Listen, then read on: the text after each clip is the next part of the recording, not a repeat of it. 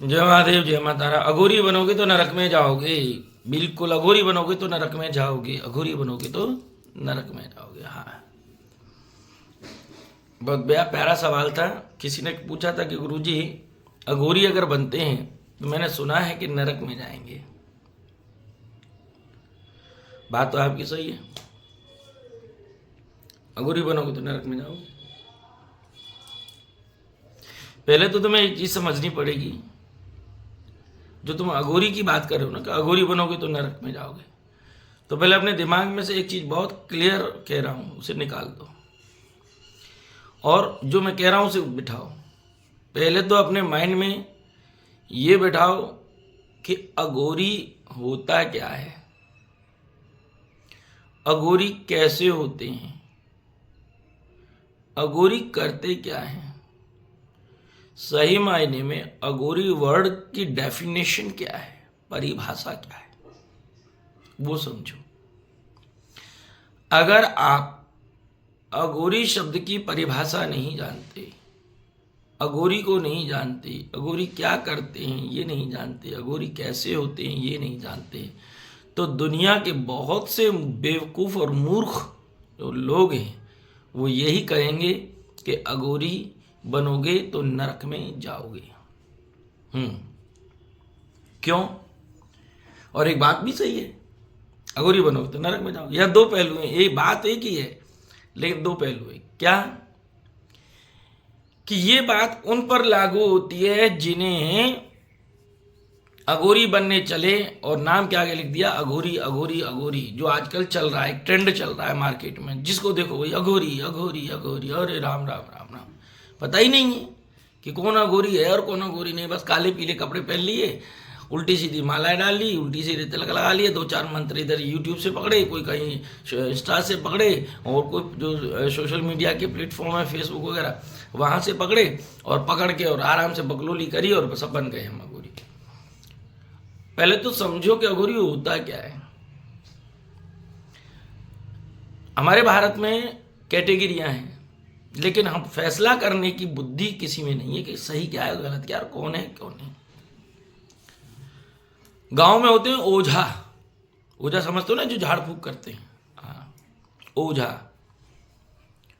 दूसरे होते हैं भोपा, जो राजस्थान में मिलते हैं, ओझा उधर मिलते हैं, छत्तीसगढ़ उत्तराखंड सॉरी छत्तीसगढ़ बिहार में ओझा।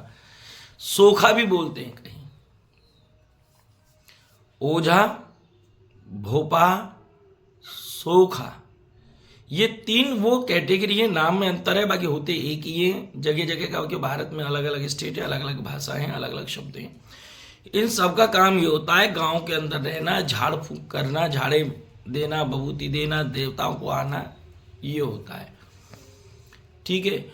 और इन्हीं में एक नई प्रजाति और उत्पन्न हुई है, ओझा भोपा सोखाओं जैसी, कि जो आजकल गांव में बैठ के ओझा भोपा ये काम करते थे, वो लोग अब एक बढ़िया सुंदर सा भगवान का स्टेज बनाते हैं, मंदिर बनाते हैं, चुनरी उनरी बना पहना के, माई और बाबा जो जिसको मानता है वो बनाते हैं, और अपना एक अच्छा सा सेटअप सेट करके एक दरबार नाम उसका दे देते हैं और उसमें बैठ जाते हैं, जिनको हम आजकल दरबार लगा के, फला दरबार कहाँ, फलाना दरबार।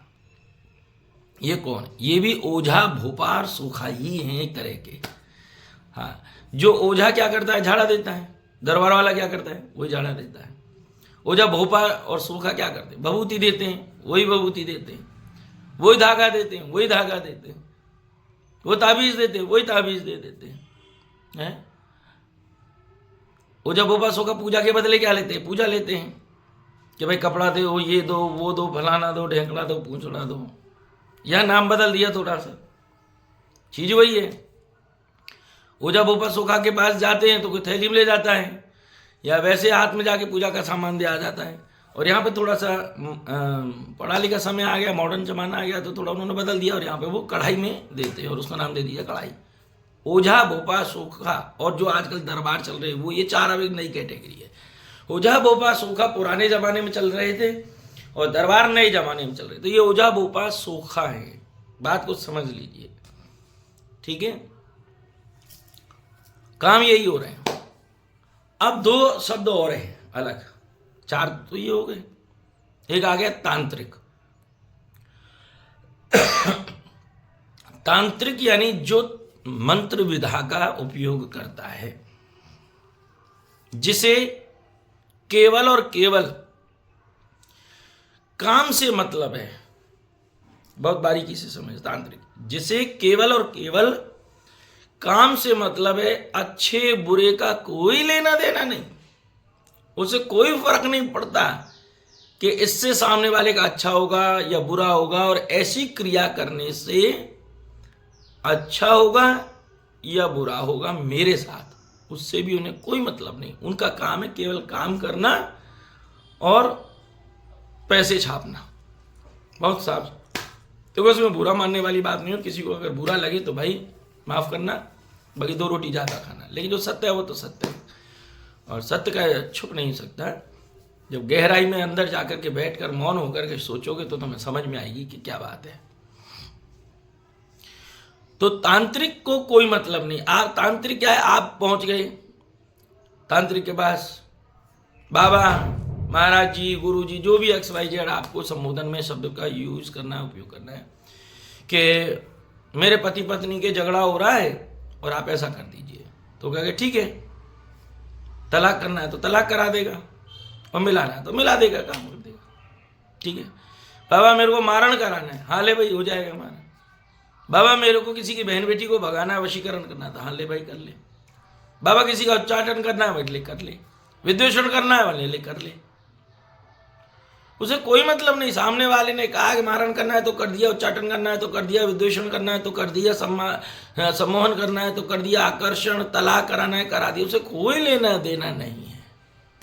बस उसको क्या मतलब है, मेरे दरबार में भीड़ लगे, माल आए और लोग कहें वाह क्या बात है, क्या बात है। केवल वो होता है तांत्रिक। अब बात करते हैं हम अघोरी की, सबसे लास्ट और गहरा विषय जहां से प्रारंभ हुई। अघोरी। अघोरी सब कुछ जानता है।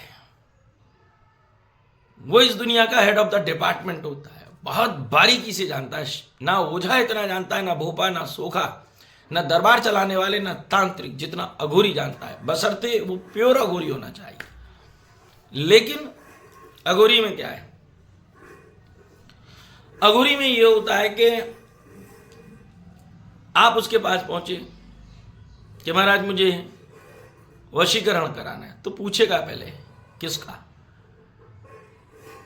किसी ने कहा कि साहब हम तो किसी लड़की, आजकल बहुत फोन आते हैं, ये भी एक बीमारी फैल गई है समाज में कि मुझे किसी लड़की से प्रेम है, उसे वश में करा दो, ये करा दो, वो करा। तो अघोरी होगा वो नहीं करेगा, तो वो मना कर देगा कि भाई मैं ये काम नहीं करता। किसी ने कहा हमें मारण करना है, तो अघोरी बिल्कुल मारण करता ही नहीं है। वो चाहे अच्छा हो चाहे बुरा हो, कभी नहीं करेगा मारण। क्यों नहीं करेगा? क्योंकि अघोरी क्या कहता है, अघोरी की सोच क्या है, हम लोगों की सोच क्या होती है। हम ये सोचते हैं अगर आप मारण कर रहे हैं तो किसका कर रहे हैं? उस शरीर का जिसका कोई कसूर नहीं, उस व्यक्ति का। मारण किसका होता है? आपने किसी का मारण किया, बहुत सावधानी से समझ लीजिए, मैं उनको भी निवेदन कर रहा हूं जो तंत्र की विधा करते हैं। आपने किसी व्यक्ति का मारण किया और वो मर गया, तो आपको तो मिल गए 25-50 हजार रुपया और सामने वाला भी खुश हो गया। लेकिन आपको पता है उस व्यक्ति के मरने से हुआ क्या? उस व्यक्ति के मरने से ये हुआ कि वो मरा तो मरा, उसके साथ में अगर शादीशुदा है तो उसकी पत्नी भी मर गई, उसके बच्चे भी मर गए, माँ बाप मर गए। क्यों? कि उनके घर की एक सहारे की एक रीढ़ टूट जाती है। तो कभी भी मारण नहीं करना चाहिए, क्योंकि आप एक को मार रहे हो, वो एक नहीं मर रहा, पूरा खानदान परिवार मिट जाता है, परेशान हो जाते हैं। माँ बाप बेचारे बूढ़े माँ बाप, मान लो किसी एक ही बेटा है और आपने उसके साथ ऐसा बुरा कर दिया, तो क्या होगा उनका? जीवन भर उनकी बद्दुआएं तुम्हें खा जाएंगी, मार देंगी। हाँ, तो नहीं करना चाहिए। फिर मारण आप किसका कर रहे हो? शरीर का। यहां बहुत समझिए, जिस शरीर का, जिसका कोई शरीर जानता है क्या कर रहे हैं। विचार अच्छे और बुरे होते हैं, सामने वाले के ऊपर जो प्रभाव या दुष्प्रभाव करते हैं या व्यवहार करते हैं। मैंने आपको मारा पीटा, आपने मुझे मारा पीटा, आपने झगड़ा किया, मैंने झगड़ा, तो वो शरीर नहीं कर रहा, वो विचार कर रहे हैं जो शरीर के अंदर रहते हैं, उस दिमाग के अंदर है। तो उन विचारों के आधार पर आप सामने वाले को मार रहे हो। और मार किसको रहे हो? शरीर को। शरीर का कोई रोल ही नहीं। अगर शरीर का रोल होता तो सोने के बाद में शरीर क्यों नहीं चलता ऑटोमेटिक? आपके दिमाग ने काम किया, सो जाओ तो सो गया, लेकिन शरीर नहीं कर रहा। तो कहने का भाव है अघोरी ऐसे कर्म नहीं करता, लेकिन अघोरी बनोगे तो नरक में जाओगे। इसका मतलब क्या है? इसका मतलब यह है कि लोगों में जानकारी का अभाव होना। अघोर में पहले भी कह चुका हूं, एक साधु परंपरा है। जैसे वैष्णव परंपरा होती है, वैष्णव साधु होते हैं, सीतारामी, राधे श्यामी, निम्बार्गी, ये वैष्णव परंपरा है। संन्यास में होते हैं जैसे गिरी, पुरी, भारती, वन, तीर्थ, आश्रम, 10 नाम जो होते हैं भगवान दत्त महाराज के द्वारा प्रदत्त हैं। 7 अखाड़े हमारे संन्यास के हैं। तो संन्यास परंपरा हो गई। उदासी परंपरा हो गई, छोटे उदासी, बड़े उदासी। नाथजी की परंपरा हो गई जो गुरु गोरखनाथ जी से चली है। ऐसी अघोरी परंपरा जो भगवान अघोराचार्य कीनाराम से चली, ये साधु परंपरा है और साधु कभी किसी का बुरा नहीं करता। लेकिन अब खेल क्या हो गया है कि ये तांत्रिक लोग बैठे हैं या ओझा बोपा सोखा, ये जो दरबारिया बैठे हैं, ये सब के सब लोग अपने नाम के आगे अघोरी अघोरी अघोरी लिखने लग गए, और जिसका परिणाम के लोगों में अघोरी शब्द का प्रचार नहीं दुष्प्रचार हो गया। वो समझ ही नहीं पाए कि अघोरी क्या है, और ऐसे लोगों ने अघोरी शब्द को, अघोर को बदनाम कर दिया, जो कि परम सत्ता को प्राप्त करने का एक मार्ग है, रास्ता है। तो सीधी सी बात यही है कि अगर आप ओझा भोपा सोखा दरबारी या तांत्रिक जैसे अघोरी हैं तो आप नरक में जाओगे, ठीक है, फाइनल है। बिल्कुल, मैं भी इस बात का समर्थन। क्यों? क्योंकि आप निश्चित रूप से बिना सोचे समझे, केवल अपने विचार को न जान करके अपनी गद्दी, अपने दरबार, अपने मंदिर, अपने स्थान, अपने वर्चस्व की प्रतिष्ठा के लिए आप ये सब काम कर रहे हैं, जहां आपको इंसान से, इंसानियत से, मानवता से, परम सत्ता से, मोक्ष से और मुक्ति से कोई लेना देना नहीं है, तो आप नरक में जाओगे, फाइनल।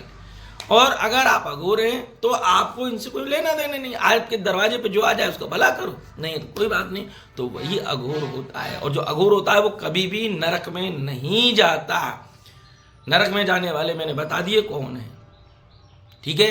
फैसला अब आपको करना है कि कौन नरक में जाएगा, कौन नहीं जाएगा, ठीक है। इसके बाद में गुरु और चेला की एक बहुत प्यारे प्यारे सवाल आए मेरे पास में, तो वो सवाल का भी मैं जवाब दूंगा। और 26 तारीख से हमारा शिविर प्रारंभ हो जाएगा, 26 फरवरी से 5 मार्च तक। तो जो भी साधक साधिकाएं परम तत्व, परम सत्ता की महाकाली या कहा तारा या 10 महाविद्या में कोई भी, और भगवान भैरव, वीर या हमारे अवघड़ मसान भाव गुरुओं में से कोई भी अगर साधना किसी प्रकार की करना चाह रहा है तो बड़े प्रेम से वो आ सकता है, कर सकता है, और हमें फ़ोन भी कर सकता है। जय महादेव, जय माता रा।